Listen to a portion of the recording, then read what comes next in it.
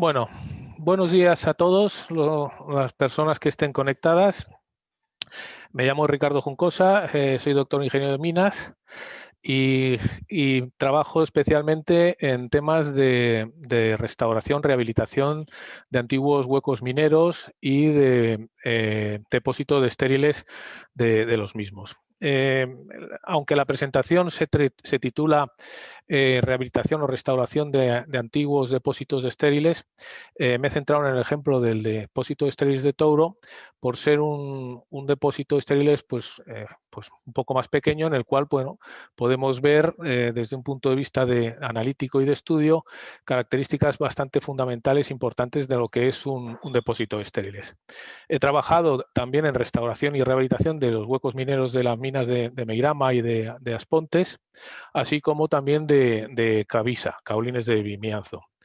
En este caso, el título que lleva esta presentación, que es Mitigación de drenajes en el antiguo depósito de estériles de Touro, pues hace referencia a una mina explotada antiguamente sobre cobre, fundamentalmente cobre, y anteriormente en sus estadios y primigenios de hierro.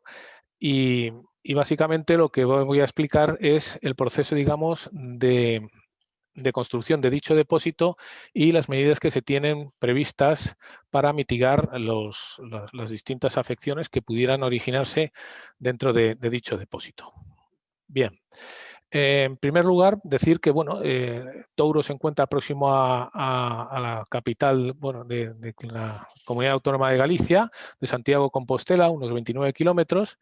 Dicha explotación, antigua concesión minera dada en 1958, empezó a explotar, pues en este caso, los sulfuros de hierro. Posteriormente, a lo largo de ciertos, digamos, vicisitudes y intercambios y transmisiones de dicha explotación, se empezaron también a explotar lo que era el mineral de cobre. Sobre todo desde el año de más o menos, desde la década de los 70 hasta el año 86, en el cual pues la ley, digamos, de extracción del cobre hizo inviable, digamos, la rentabilidad económica de dicha explotación. Dicha explotación, a lo largo de estos años, ha pasado, digamos, el derecho de explotación ha pasado a distintas, digamos, empresas o entidades privadas, hasta que en el año 2017 se creó, digamos, la sociedad Cobre San Rafael, en el cual, bueno, pues se intenta, digamos, en este contexto, reiniciar de nuevo la explotación de dicha mina. Bien, en esta diapositiva se puede ver más o menos el entorno minero en el cual está ubicada la explotación y que, en cierto modo, comprende las dos principales cuencas, la del río Brandero y Lañas, que se ve justamente a la derecha.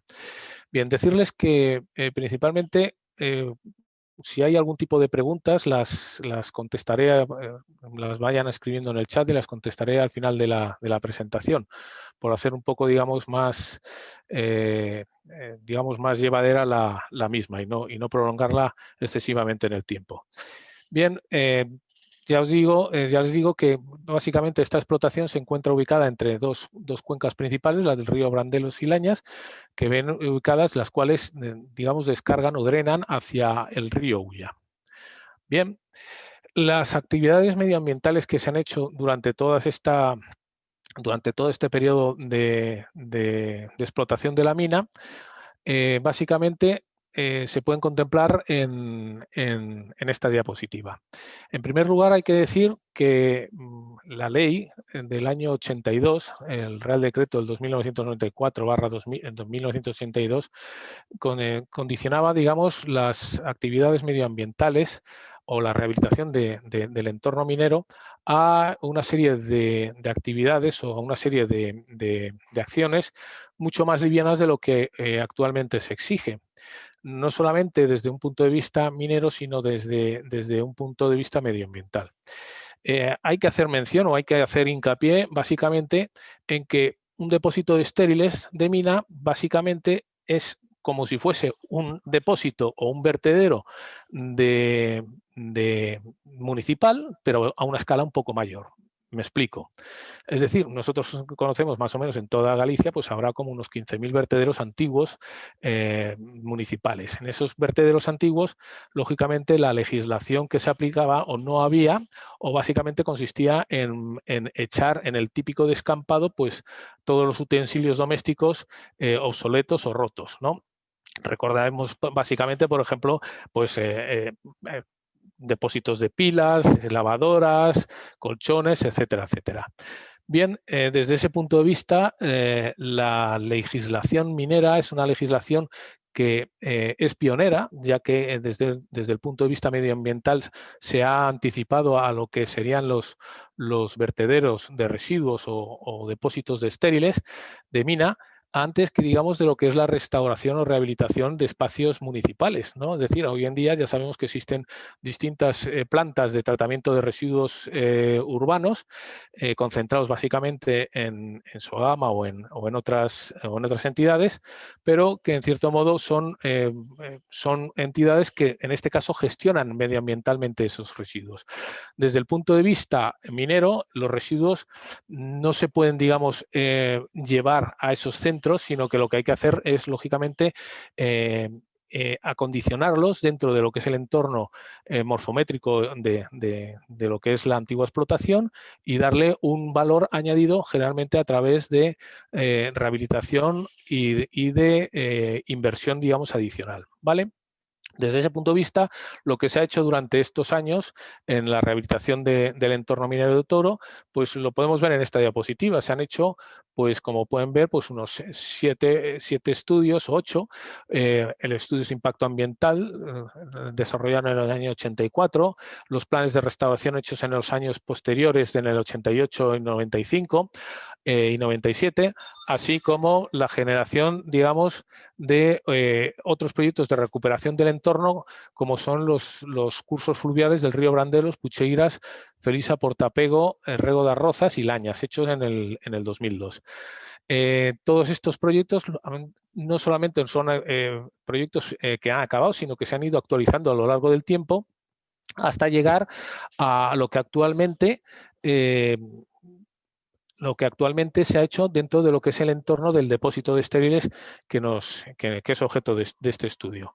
Como han sido básicamente las 4, digamos, acciones realizadas, como es la siembra arbórea, realizada en el 97, el acondicionamiento para darle un valor añadido a ese dicho depósito mediante la construcción de un polígono industrial hecho, digamos, en el año 2018, la aplicación de técnicas, digamos, de tecnosoles para, en cierto modo, mejorar lo que es la calidad de los suelos en el depósito. Y así también como, por ejemplo, actuaciones de mejora hechas recientemente sobre el cauce del río Portapego en el 2019. En esta diapositiva podemos ver básicamente pues cómo estaba el depósito de estériles en el año 83, previo al término de la explotación de lo que fue la mina hasta el año 86 y el posterior estado del depósito en el año 2017, que como ve, pues hay zonas que están revegetadas, zonas, digamos, la parte sur que se aprecia aquí, que sería esta zona, la zona, digamos, sur, que es donde se encuentra el polígono industrial, y en cierto modo también, digamos, la resiembra en la que son las bermas de los taludes. Básicamente la morfometría del depósito pues son 2 plataformas, una más alta, que es la zona oeste, y otra la zona este, que tiene una cota menor, que básicamente, bueno, pues lo que se hace es, digamos, implicarse dentro de lo que es el paisaje de la zona, ¿no? Bien, una foto que podemos ver aquí, contemplar, es el estado inicial con el cual se encontraba el Portapego, que como se ve ha sido restaurado, ya te lo digo, durante el año pasado, el año del 2019, en el cual, bueno, pues lógicamente se hizo la retirada de material, digamos, precipitado y la mejora en este caso del cauce, como se puede ver en la figura de la derecha, la foto de la derecha. Bien, ¿cuál es el objeto de este estudio? Básicamente tenemos cinco objetivos, ¿no? Uno primero es, lógicamente, es adquirir un conocimiento del funcionamiento hidrodinámico. Recordemos que este depósito de estériles es un depósito, digamos, rehabilitado durante la década de los años 80, que se ha seguido actualizando mediante pequeñas siembras o pequeñas drenajes dentro de lo que es el depósito de estériles. Por lo tanto, lo que vamos a intentar es primero conocer el funcionamiento hidrodinámico. Segundo, la identificación y caracterización de los posibles drenajes, es decir, la afección que pueda tener el depósito sobre el entorno. ¿Cuál es la afección que puede tener el depósito sobre el entorno? Pues básicamente en los drenajes de aguas, ¿no? Es decir, caracterizarlo desde un punto de vista cuantitativo y cualitativo. En tercer lugar, analizar, pues, en este caso, si esa afección a ese entorno inmediato es asumible o no es asumible y hasta qué radio de influencia o hasta qué o qué alcance tiene hasta lo que es, digamos, el río Ulla, ¿no? Luego, lógicamente, una vez ya hecho el diagnóstico de la posible afección que tenga el depósito, ¿cuáles son las propuestas de actuaciones para la mitigación de esa afección?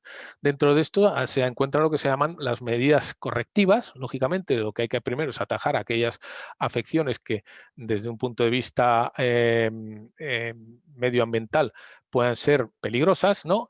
Y otra cuestión es las, digamos, propuestas o actividades preventivas. ¿Para qué? Pues para, en este caso, asumir, ya no es un pasivo, sino intentar mitigar esa afección a niveles en los cuales sean asumibles a lo que es el entorno. ¿Y qué es lo que ocurriría? ¿Qué es lo que ocurriría en caso de que se produjese, pues, por ejemplo, una lluvia torrencial que pudiera tener arrastres, ¿no? Es decir, en este caso, de lo que se trata es de anticiparse a lo que pudiese ocurrir en condiciones, digamos, extremas o conservadoras. Y por último, pues lógicamente, desde un punto de vista económico, pues la valoración, digamos, de la propuesta presentada, ¿vale?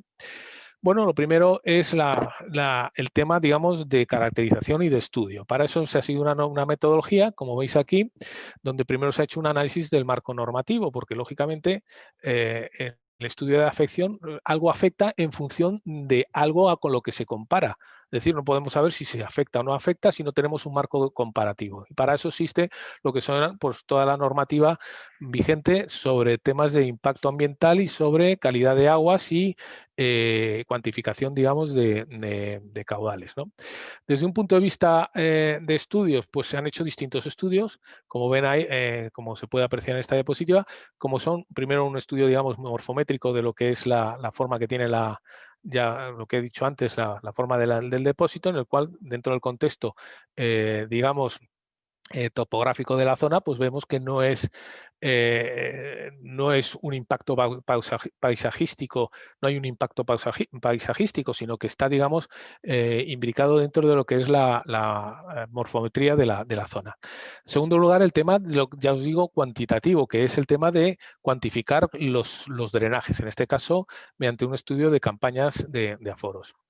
Luego, la caracterización propia dentro de lo que es el depósito, como son, en este caso, la caracterización hidrodinámica del mismo a través de ensayos de infiltración, ensayos hidrodinámicos del medio y ensayo, en cierto modo, un estudio hidrogeológico del zócalo geológico, ¿no?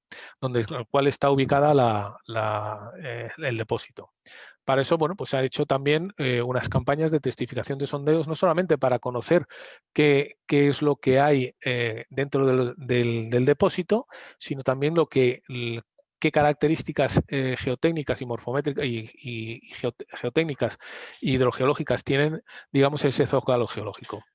Y por último, lo que es la caracterización química de las aguas, ¿no? Desde un punto de vista cualitativo.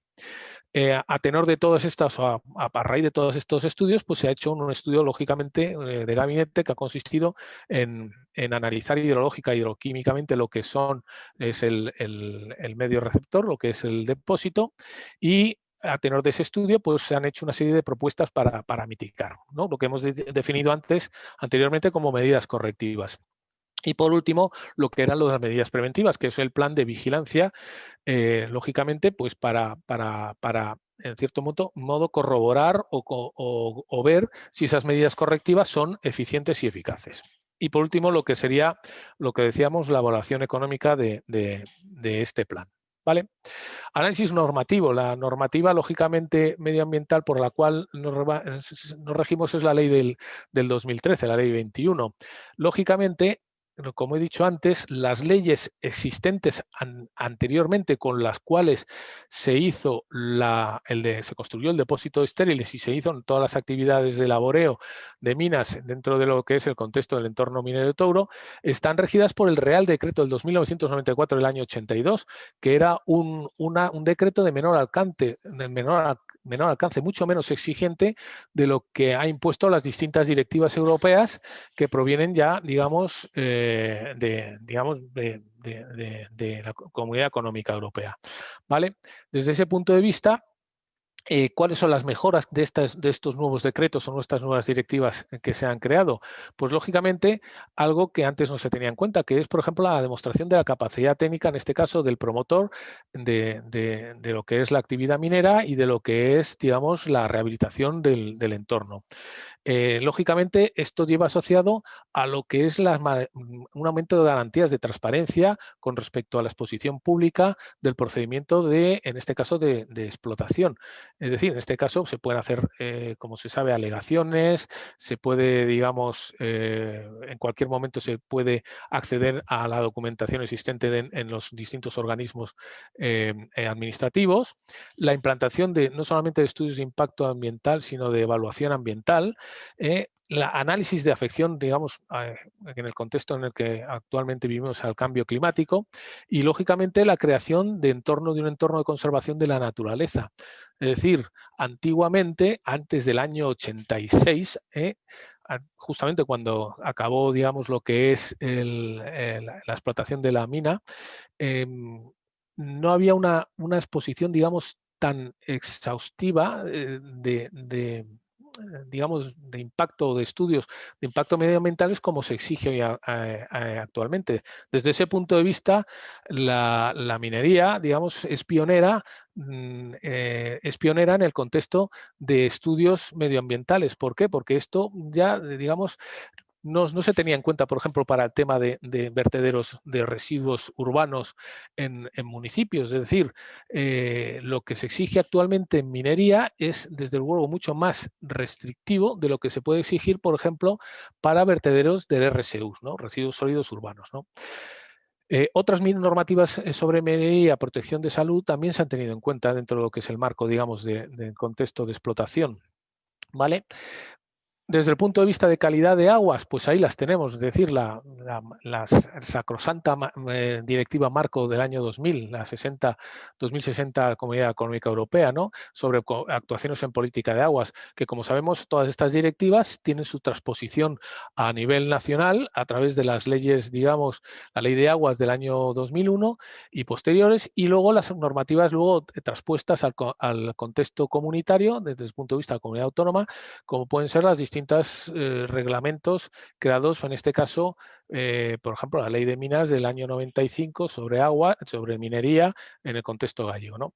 Normativas específicas, pues las tenemos ahí, las del año 86 del Reglamento de Dominio Público Hidráulico, los objetivos de calidad del año 2000, que luego posteriormente a través de distintas normativas ha conducido al Real Decreto el 817 de 2015 sobre calidad y normas de calidad ambiental, y luego también en este contexto lo que son las órdenes ministeriales de planificación hidrológica, en las cuales, pues, lógicamente se instruye la manera de evaluar el estado, digamos, medioambiental, estado ecológico de lo que son el entorno, digamos, fluvial y acuático de lo que es en este caso, el contexto de la mina de la mina de Touro, ¿no? Bien, todas estas normativas, lógicamente, como pueden apreciar, son posteriores al año 86, es decir, son normativas vigentes que, lógicamente, exigen unas condiciones de explotación y de rehabilitación de huecos mineros que no existía antes. Bien, pasamos a los estudios desde el punto de vista de la morfometría.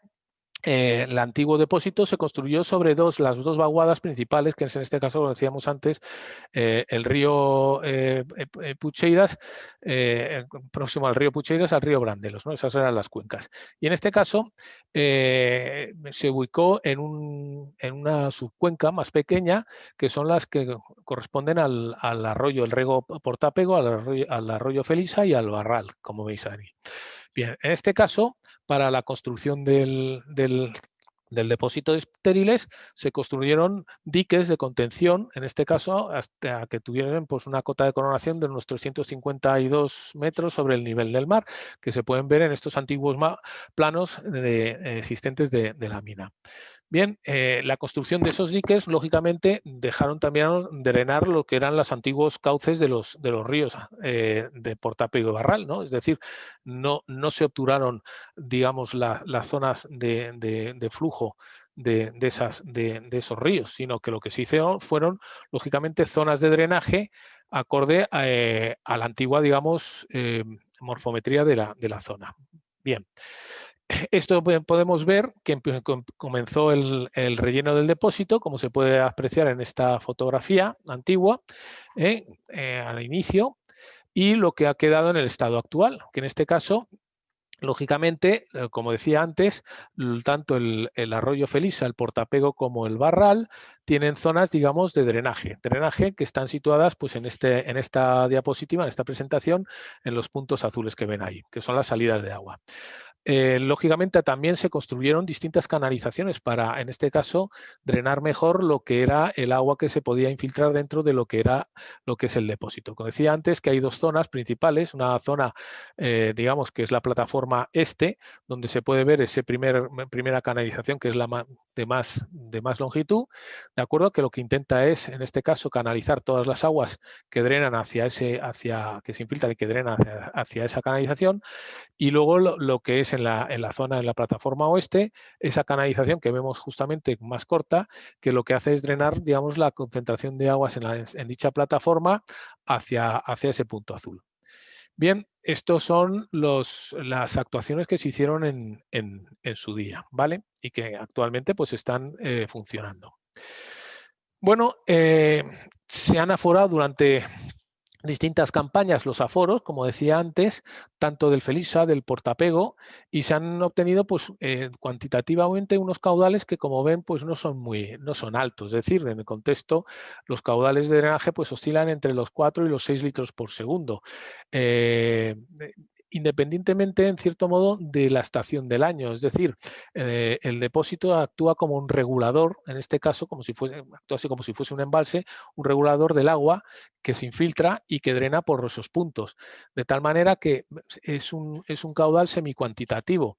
Es decir, solamente los caudales que drenan por lo que son los taludes y que son recogidas por las cunetas perimetrales son aguas de escorrentía superficial, que en cierto modo es así que son consustanciales a lo que es el estado o régimen de pluviométrico de la zona. ¿Vale? Bien. Vuelvo a decir que, bueno, desde un punto de vista cuantitativo, pues se vieron pues esos caudales, que siempre generalmente pues son caudales que asociados al contexto de la cuenca son caudales pues bastante minoritarios. Bien, se empezó a caracterizar lo que era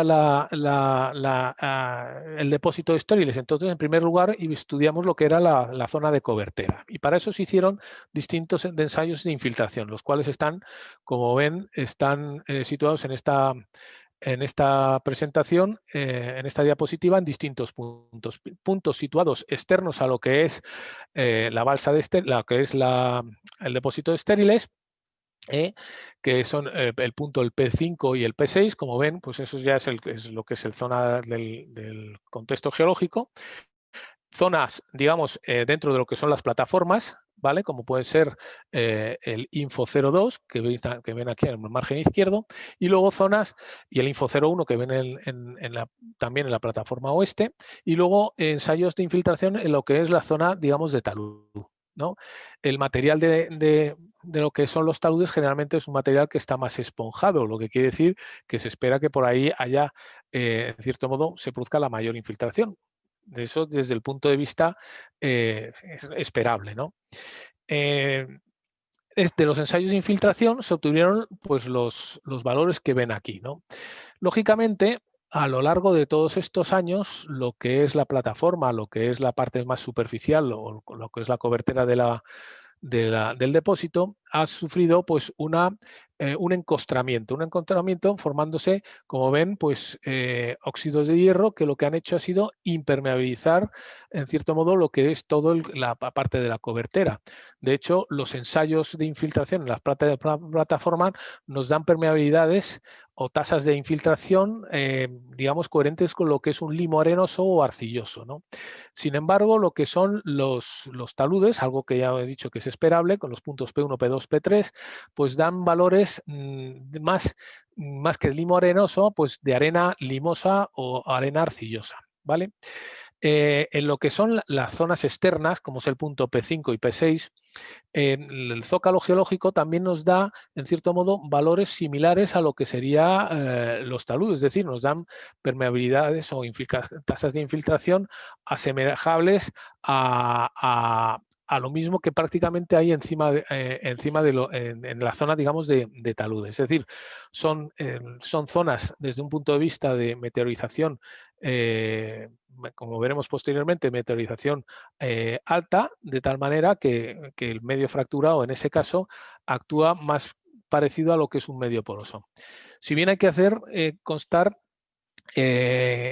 una característica fundamental. El medio, digamos, o el medio poroso, el medio, digamos, de lo que es el depósito de estériles corresponde más o menos o actúa como si fuese un medio poroso, mientras que el medio del zócalo geológico es un medio fracturado, es decir, es un medio más heterogéneo, por decirlo, hidrodinámica, desde el punto de vista hidrodinámico.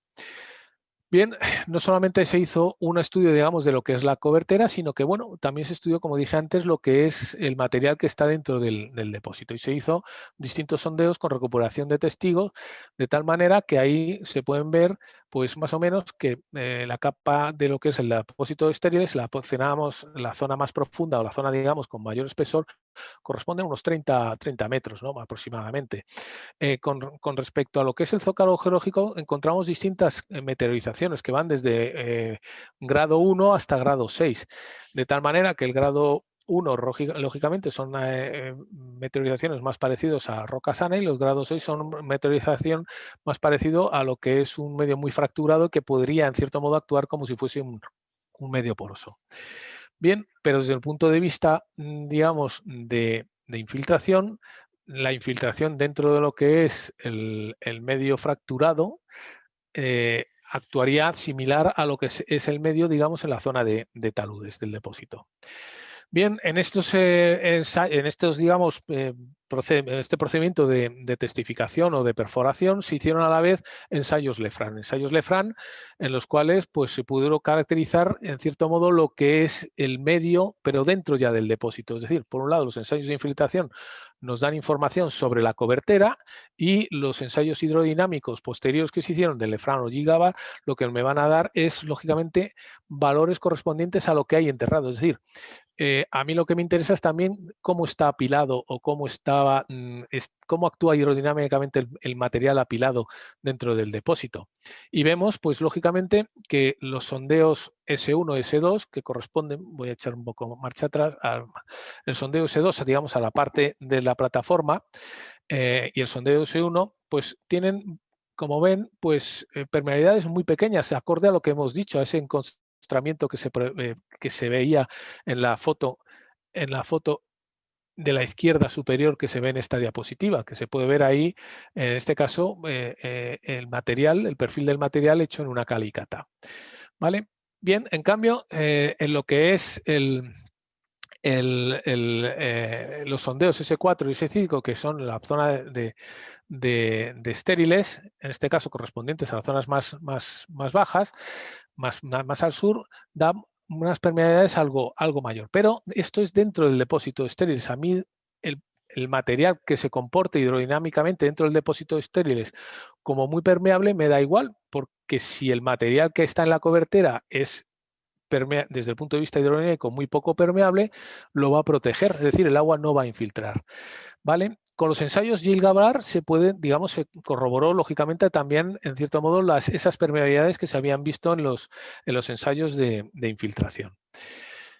No, digamos, satisfechos con esos datos, se hicieron dos ensayos más, dos ensayos de bombeo, pero en este caso para caracterizar cómo influye el depósito de estériles sobre el zócalo sobre el cual se ubica el mismo, es decir, sobre el cual se ubica el depósito de estériles. Y para eso se ejecutaron dos ensayos, uno en terreno sobre terreno natural, con un pozo de observación situado a 1 metro, metro y medio sobre el pozo de bombeo, y otro ensayo, digamos, realizado dentro del propio depósito, pero donde el pozo de observación se perforó exclusivamente en la zona de la zona de estériles y el pozo, digamos, de bombeo se perforó hasta el zócalo geológico, de tal manera que se intentaba ver la influencia de un bombeo próximo a dicho pozo de observación,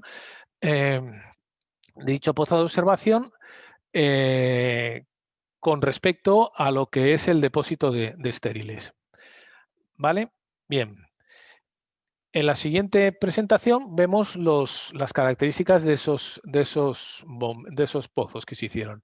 El ensayo sobre la planta de estériles se perforó pues hasta unos 15 metros, en el cual se entubó toda la zona que atravesaba el depósito de estériles con tubería ciega, y lo único que se dejó, digamos, con tubería ranurada fue lo que era el terreno natural, es decir, los últimos 4 metros, como se ve ahí.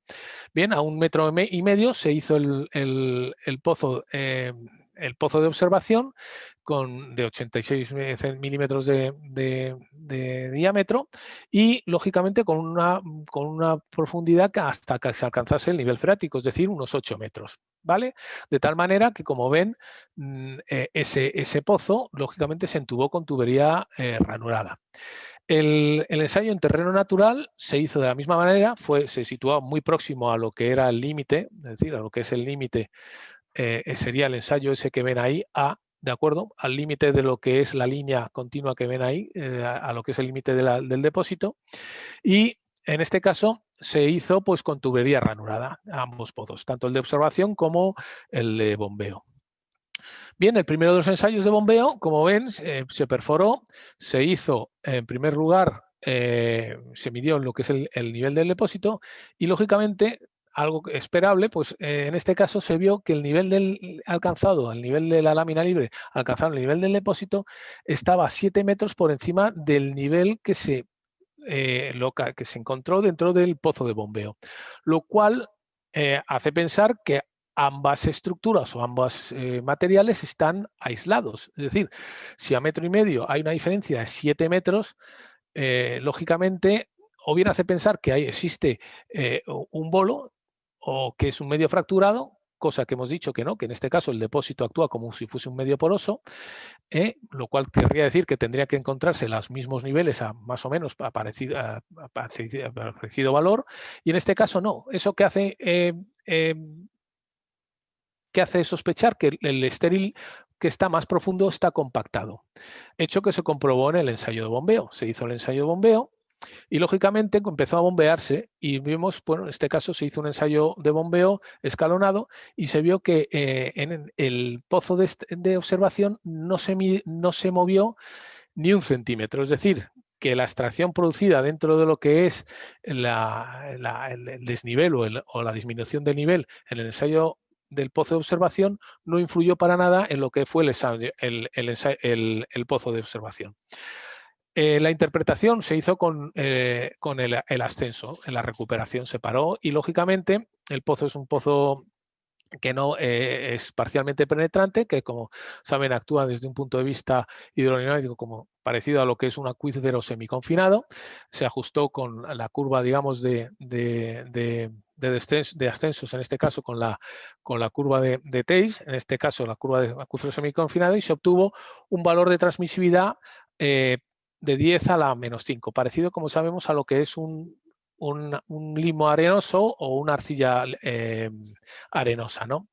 Desde el punto de vista, digamos, de conductividades, también se midieron las conductividades, se vio que entre el pozo de observación y el pozo de bombeo hay una diferencia sustancial. En un caso se vio que la conductividad en el ensayo de bombeo, el agua, tenía 1640 microsiemens con respecto a los 955 que tiene lo que es el pozo de observación. En este caso, es lógico que el medio, digamos, el zócalo geológico que está justamente sobre el cual está apoyado el depósito, pues tenga una influencia, en este caso, del propio depósito.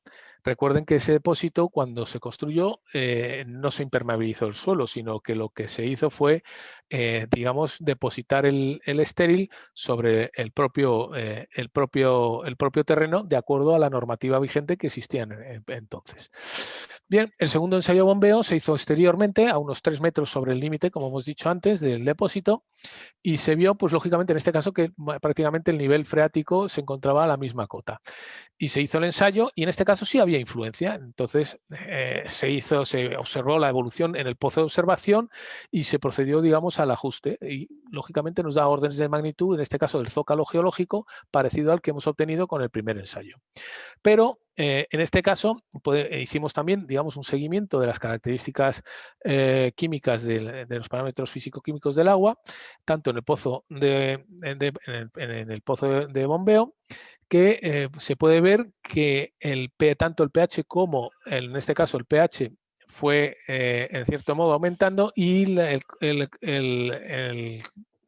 que fue la conductividad fue bajando, lo cual hace, lógicamente, sospechar o corroborar que básicamente el agua que se estaba extrayendo es el agua que está más próxima a lo que es el sustrato, digamos, geológico sobre el cual está ubicado el depósito. Conforme se va bombeando a aguas más lejanas, lógicamente la conductividad eléctrica va bajando. ¿Por qué? Porque vamos extrayendo aguas, digamos, más profundas y en este caso menos afectadas por lo que es el depósito de estériles. Bien, se hizo también la caracterización geotécnica mientras ensayos de PSH, es decir, la inca de una barra sobre el terreno que pesa unos 63,5 kilos a una altura de 1 metro. ¿Y con qué fin? Con este caso, pues para analizar desde el punto de vista constructivo las características del medio geotécnicamente. No solamente se hicieron esos ensayos, sino que se hicieron distintas calicatas y se pudo identificar pues los distintos materiales que están dentro de lo que es el depósito, como son unas capas primero de tecnosoles de 50 centímetros, un relleno antrópico de 1 metro, luego lo que son estériles de planta, como estamos en la zona limítrofe de 0,4 a 2 metros, tierra vegetal, que era la que existía inicialmente en la zona antes de empezar a hacer digamos, el acopio de los estériles, y luego, por último, el zócalo geológico con el paragneiss meteorizado, pues desde el punto de vista de meteorización, pues tipo 6, 5 y 4, ¿vale? La caracterización química, se hicieron tomas de muestras, unas campañas, digamos, que han servido también pues, un poco para establecer el nivel de fondo de lo que es la calidad de aguas de lo que son el agua, digamos, del depósito de estériles. Como ven ahí, los puntos en azul son los puntos de muestreo de agua superficial y luego en naranja, pues los puntos de muestreo pues, de las aguas, en este caso, subterráneas o las propiamente del depósito. Se pudo comprobar, lógicamente, desde el punto, no solamente se midieron la calidad de las aguas, sino también se midieron los niveles, se pudo identificar, por un lado, las líneas de flujo superficiales, que se ven ahí de color verde, hacia dónde van las aguas para concentrarse en las canalizaciones que se hicieron en su día. Y, lógicamente, lo que vemos en este caso, las muestreos realizados en las distintas canalizaciones, fue que conforme, digamos, el agua va a salir a los puntos D, A, B y el barral, pues son aguas cuyas características se pueden apreciar en esta representación de conductividad frente a pH. Vemos que los puntos 3, 4 y D, es decir, dentro de lo que es la canalización de mayor longitud, lógicamente va cogiendo, digamos, se va acidificando más a medida que se van aportando aguas, en este caso procedentes de los taludes de la plataforma oeste, y por otro lado lo que son los puntos del Portapego, Felisa y Balsa son también aguas en cierto modo que son también bastante con conductividades bastante altas y con pHs lógicamente ácidos, ¿no? De ahí que la zona, digamos, en cierto modo más vulnerable o más desde el punto de vista afectiva, pues serían esos drenajes, esos 3 drenajes, el Felisa A, el B y el C, y luego también el punto D. Y desde el punto de vista, digamos, de aguas que se van edificando, pues ya serían los puntos interiores que vemos dentro de las canalizaciones, el punto 5, 6, 1 y 2, ¿vale? Bien, a nosotros lo que nos interesa, lógicamente, es los puntos A, B, el 4, ¿de acuerdo? El punto D. El punto 4, lógicamente, no es más que recogida de aguas descorrentidas. De hecho, muchas veces ese punto se encontraba seco. Bien, la existencia en este caso de aguas bastante ácidas y en algunos casos con pHs, digamos, pH a lo mejor bastante altos para lo que serían esas aguas ácidas, se viene, digamos, se explica con la representación del diagrama EH-pH que ven aquí, ¿no? Hay aguas que pueden estar donde el hierro, en vez de estar reducido, está oxidado, pero pueden tener pHs ácidos, como puede ser en este caso, por ejemplo, los minerales de la jarosita, ¿vale? En cierto modo no es extraño, muchas veces se explica, ¿no? Pero ¿cómo puede ser que haya aguas con contenidos a lo mejor de sulfato altas y con pHs tan bajos, ¿no? En ese caso puede haber, ya os digo, precipitaciones de óxidos de hierro en forma jarosita, pero con contenido, con pHs bastante ácidos. Bueno, con esto se hizo también ahora, pasamos a la fase de análisis, de estudio de toda la información recogida y analizada. En este caso, se trata, pues lógicamente, de hacer ese análisis cualitativo y cuantitativo. Entonces, para eso se realizó un balance hídrico con el cual pues, se pueda analizar, se pueda estudiar cuál es la máxima capacidad de infiltración del depósito. Lógicamente, lo que se hay que analizar son lo que es la red de flujo, hacia dónde se dirige las aguas, el agua una vez infiltrada dentro del depósito, hacia dónde se dirige, ¿no? Y para eso se hizo un estudio hidrológico en el cual se estimó cuál es la intensidad media, digamos, para distintos periodos de retorno y se comparó con las capacidades de infiltración. Lógicamente, nos dice que en muchos de estos puntos lo que van a hacer es concentrar agua, es decir, lo que es la cobertera de las plataformas, que decíamos antes que tenían un encostramiento, que en este caso desfavorecían o perjudicaban lo que es la infiltración, pues en nuestro caso es algo positivo desde un punto de vista de que la cantidad de agua que pueda producirse para eventos de distintos periodos de retorno, pues no entrasen dentro de lo que es el depósito de estériles. Para eso se hizo un seguimiento, por ejemplo, de la respuesta del nivel de los distintos piezómetros con respecto a la lluvia. Y entonces vemos que casi todos los sondeos no siguen una evolución similar o una respuesta inmediata a lo que es la lluvia con respecto a lo que es el nivel freático. En estas diapositivas podemos apreciar esa línea que ven es lógicamente el nivel freático y lo que es la forma de montañas es lo que es la precipitación. Vemos que, por ejemplo, el sondeo S1 no afecta. Al sondeo S2, digamos, tiene cierta respuesta, se van formando picos, digamos, como respuesta a la lluvia, es decir, que en cierto modo el sondeo S2 está aceptando, digamos, ese agua. El sondeo S3, que está sobre el zócalo geológico, lógicamente recuerden que está externo a lo que es el depósito de estériles, lógicamente obedece, tiene una evolución temporal acorde a lo que serían la escorrentía hipodérmica o subterránea que le proviene de zonas, digamos, aguas infiltradas, aguas arriba del punto del sondeo S3. No solamente el sondeo S3, sino el S5, que también está situado fuera, en la zona norte, fuera del depósito de estériles. En cambio, el sondeo S4 y S6 tampoco tienen, digamos, como ven, una influencia sobre el nivel freático, lo que es el procedimiento, el proceso, digamos, de lluvias. ¿Vale?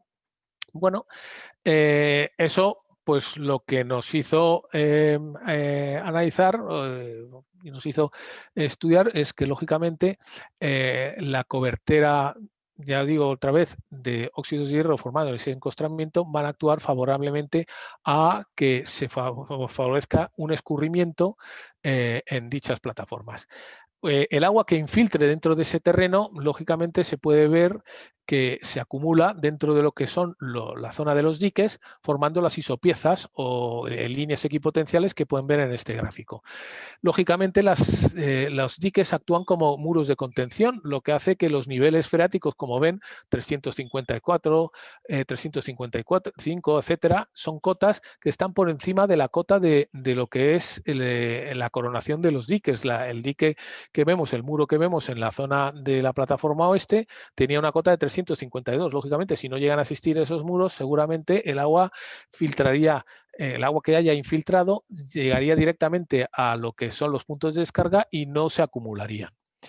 Bien, que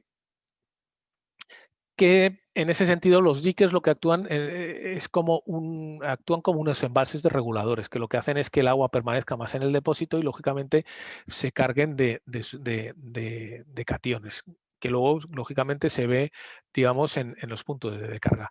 Pero también actúan, en cierto modo, que el agua que pueda infiltrarse, digamos, salga de una manera con un caudal semiconstante, ¿no? Es decir, que nunca, digamos, esté influido por, como hemos visto, por lo que son las lluvias o el régimen pluviométrico de la zona.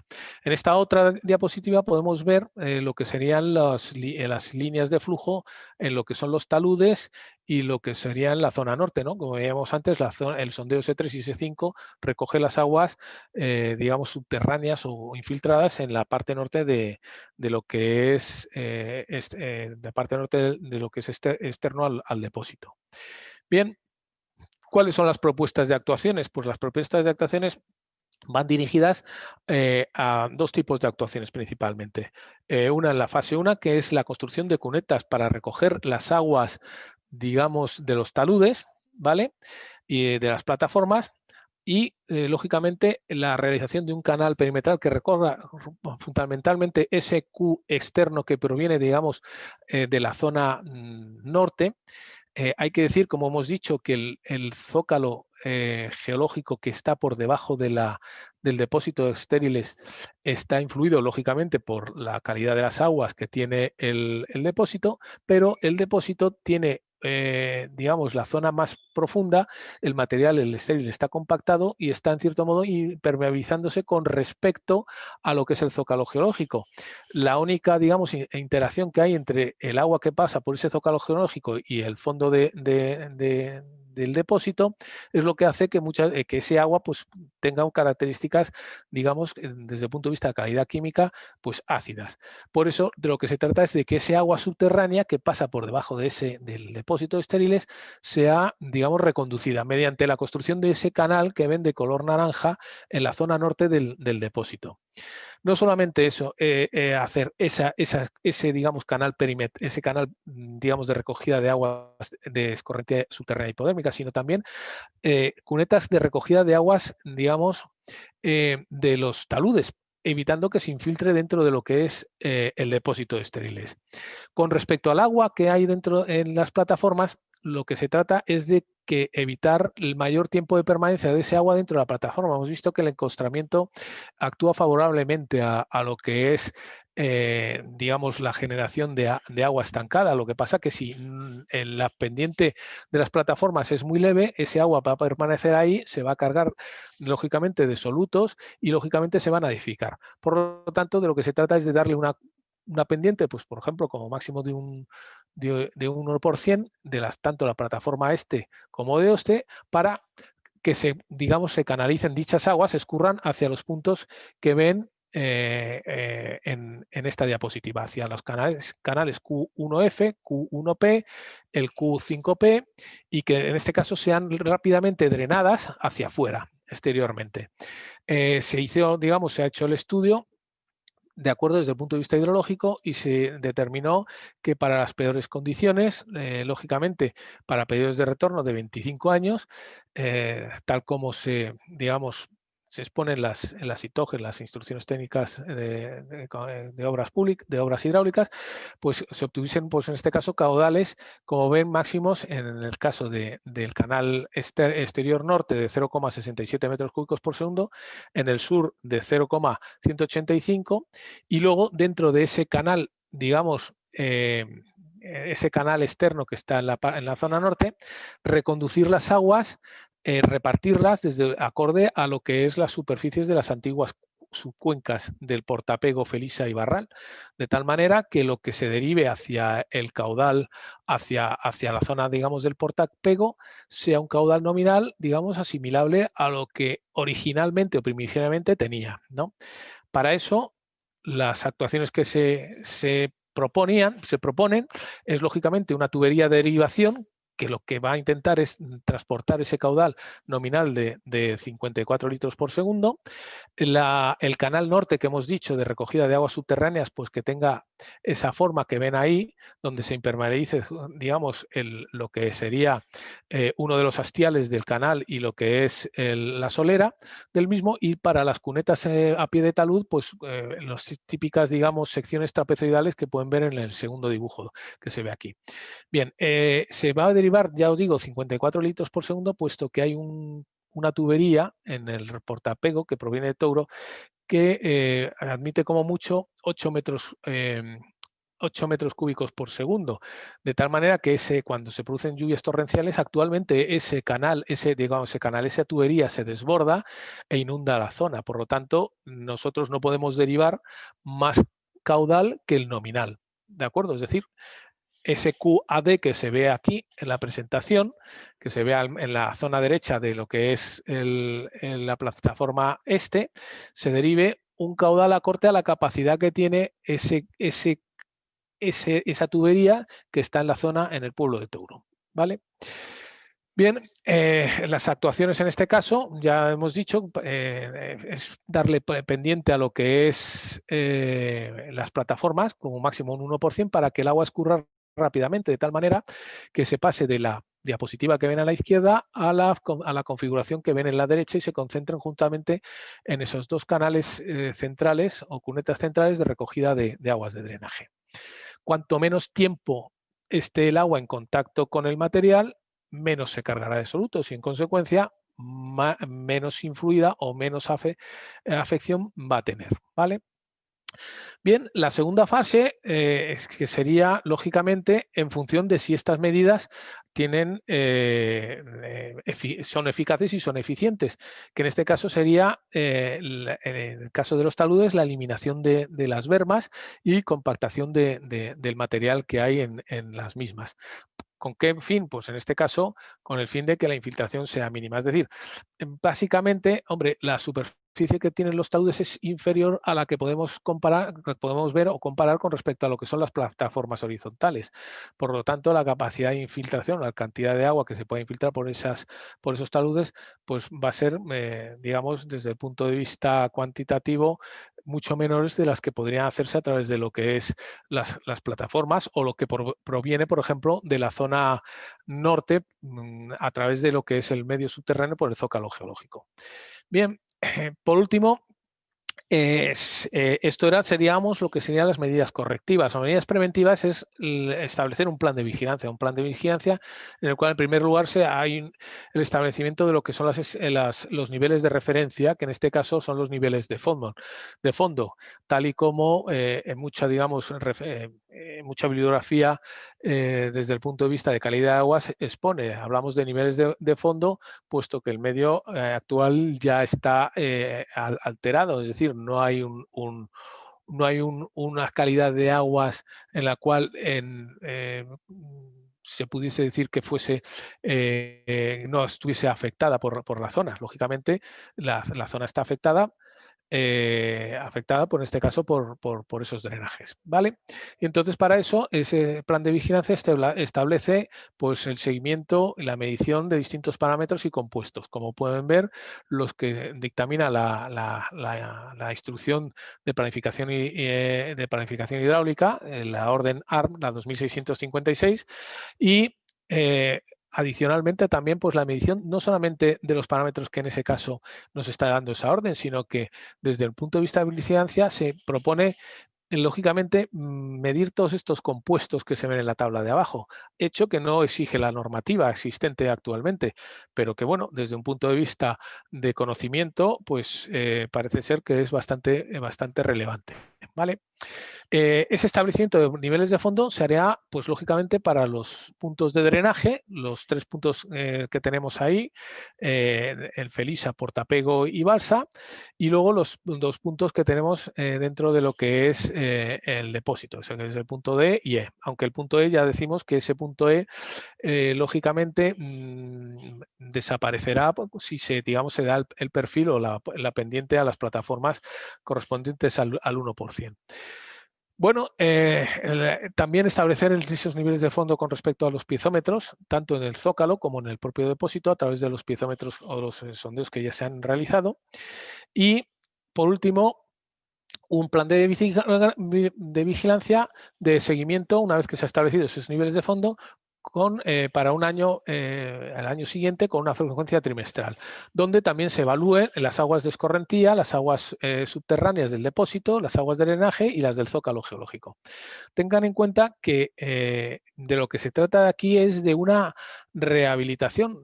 Usualmente la gente habla de restauración. Restauración es un concepto que se utiliza más para el tema de muebles, antigüedades, ¿no? Es decir, se restaura un mueble, pero un medio o una zona, digamos, que ha sido, digamos, en cierto modo, ha tenido ciertas labores antropogénicas, lo que hay que hacer es rehabilitarla, es decir, darle un uso o un valor añadido que ahora, que antes no tenía, ¿no? Bueno, dentro de lo que es el presupuesto, de lo que se ha estado gastando, en este caso el promotor, pues podemos tener lo que se ha gastado hasta ahora, las actuaciones, tanto la realización de los estudios previos, como han sido la limpieza del portaapego, las distintas campañas de foros, los ensayos de los estudios realizados con los ensayos de ejecución en campo, de ensayos de infiltración, instalación de piezómetros, etcétera, etcétera, de tal manera que todo eso pues ha producido pues un gasto o un coste de unos 80.000 euros, como pueden ver en la casilla última de esta tabla. ¿Vale? Estas son las actuaciones, digamos, realizadas hasta ahora. Desde un punto de vista de las propuestas preventivas y correctivas, de la fase 1, en este caso, la exposición, en este caso, de las excavaciones, impermeabilización de los canales, el relleno de plataformas, ejecución de canales y colocación de tuberías, pues hay un presupuesto de unos 700.000 euros, como pueden ver. Y las actuaciones de la propuesta 2, en este caso, que sería en supuesto caso de que no fuesen eficientes, lógicamente, las de la fase 1, pues sería unos 200.000 euros más. ¿Vale?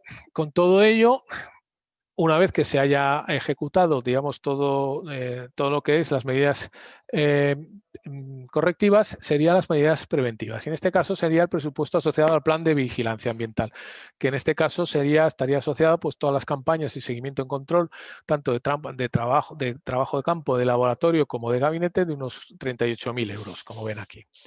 En resumen, en este caso, el resumen del presupuesto pues, es aproximadamente el de un millón de euros, de los cuales pues, ya se han ejecutado unos 80.000 euros. ¿Vale? Bueno, esto sería lo que sería el proceso, digamos, de rehabilitación, tanto desde el punto de vista, digamos, técnico, de investigación científico y desde el punto de vista económico. Muchas gracias por su atención y ahora, si tienen preguntas, por favor, miraré el chat para ver qué es lo que, si tienen algún tipo de preguntas, y las iré contestando. Vamos a ver.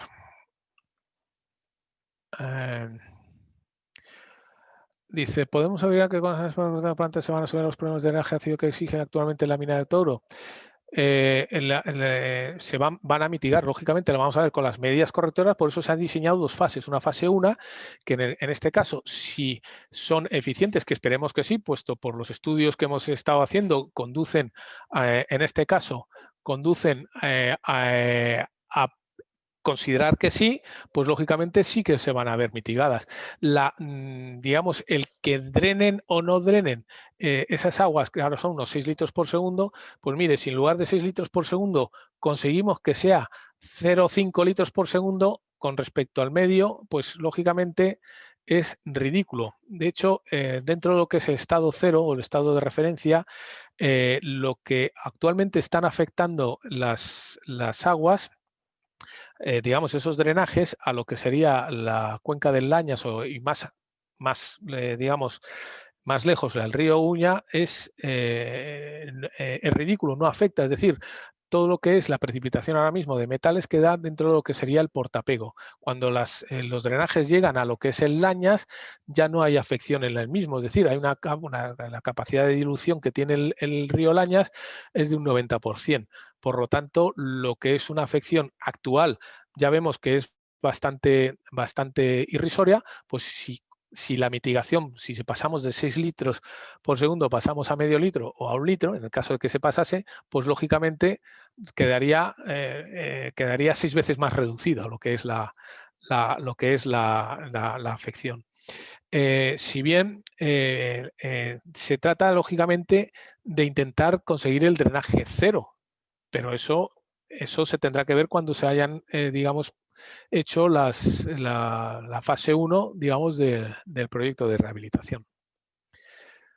No sé si hay más preguntas.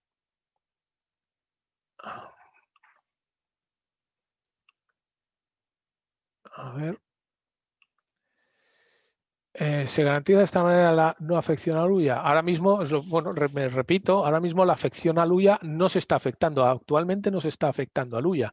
Si no se está afectando actualmente a Luya con los drenajes que hay, pues si lo mitigamos, es decir, si conseguimos reducirlo pues a la sexta parte o incluso lo reducimos un 90%, pues aún menos. Es decir, pasaríamos a que la afección fuese del 1%.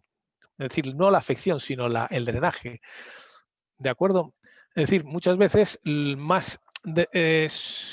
la afección muchas veces se produce más por los drenajes domésticos de las casas, es decir, los típicos vertidos de municipales, que en este caso lo que sería lo que es el drenaje, en este caso del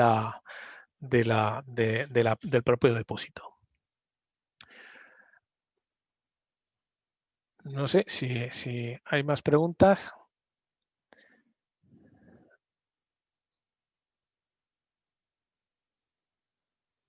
Si no, pues muchas gracias y Bueno, nada. a mí, no sé, ¿me escucháis? ¿Me escucháis? Bueno, me gustaría agradecer desde la Asociación de Mineros Turopino la colaboración totalmente altruista de Ricardo para una asociación como la nuestra, que es una asociación sin ánimo de lucro, y esperamos que muy pronto podamos encontrar nuevos colaboradores que nos aporten nuevos webinars. Y bueno, recalcar que este proyecto que nos ha expuesto Ricardo, pues es un proyecto que daría solución a los problemas actuales, que se llevaría a cabo siempre y cuando se apruebe el proyecto Touro. Claro, eso es una cosa que va ligada dentro del proyecto Touro. Sin el proyecto Touro, pues tampoco tendríamos esta regeneración. Pues muchas gracias a todos y nos vemos en las próximas webinars. Vale, gracias.